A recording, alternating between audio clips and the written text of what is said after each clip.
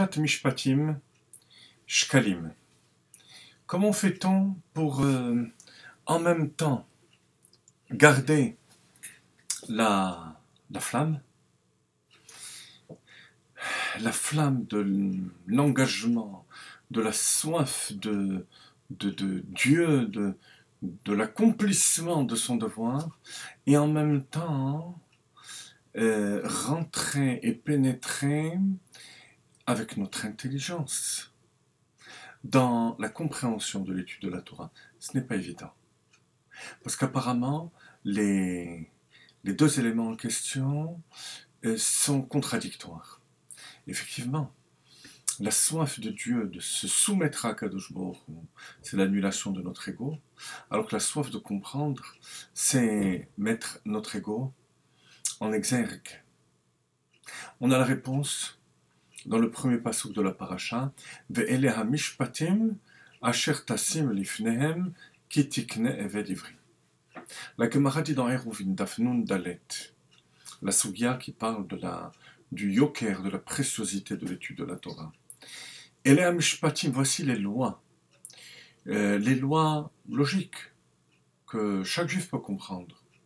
Asher tasim lifnehem, que tu placeras devant eux, pour lesquels tu leur donneras ta'am hameyashev et talmudam.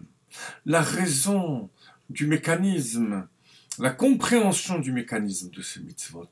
Ne te suffit pas uniquement de leur dire la halacha, dit Dieu à Moshe. Mais asher tasim lifnehem, ça veut dire véritablement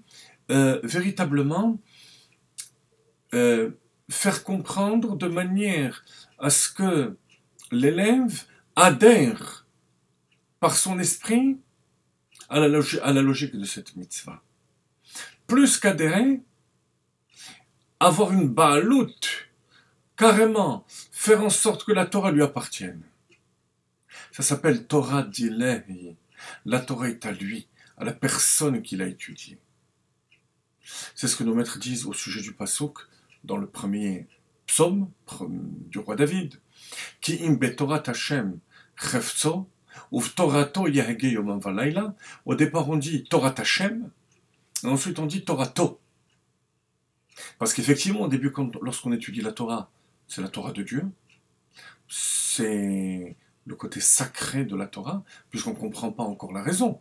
On sait que la halakha est ainsi ou autrement, parce que Dieu l'a décrété. C'est Torah Hashem, la Torah sacrée, à laquelle on se soumet. Mais ensuite, il faut faire en sorte que Torah d'Ilahi, que la Torah devienne la sienne. Faire du raisonnement et de la logique de la Torah notre propre logique. Alors il y a un risque. Il y a un risque qu'on citait tout à l'heure, c'est que en essayant d'intégrer et d'adhérer à la Torah, on réduise la Torah uniquement à ce qu'on comprend. Alors, est-ce possible de dire que cette évolution soit une régression ? La réponse est non. Ainsi que le verset dit, Kitikne, fait en sorte que la Torah chez eux, chez chaque élève, soit un kinyan. En Chassidut, on explique kinyan, c'est le passage d'un élément, d'un domaine à un autre. Mais l'élément en question reste intact. De même, la Torah reste la Torah de Dieu et rentre dans notre esprit. Vous avez donc la Torah infinie de Dieu qui rentre dans l'esprit de chaque juif qui étudie une Mishnah, une Gemara, un pasuk de Torah. Comment est-ce possible ? C'est possible parce que la Torah est plus haut que Torah Hashem et Torah Torah. La Torah d'Akadosh Baruch Hu est infinie.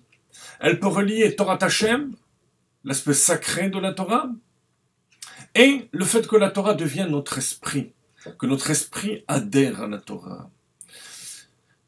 Comment ? Parce que la Torah est infinie. La Torah vient de l'essence d'Akadosh Baruch Hu. Et c'est lorsque on a conscience au moment de l'étude de la Torah que, non pas que notre esprit saisit la Torah de Dieu, mais que Dieu fait descendre la Torah au niveau de notre esprit, c'est là qu'on arrive à conserver cette fameuse flamme de la soumission à Kadosh Baruch Hu.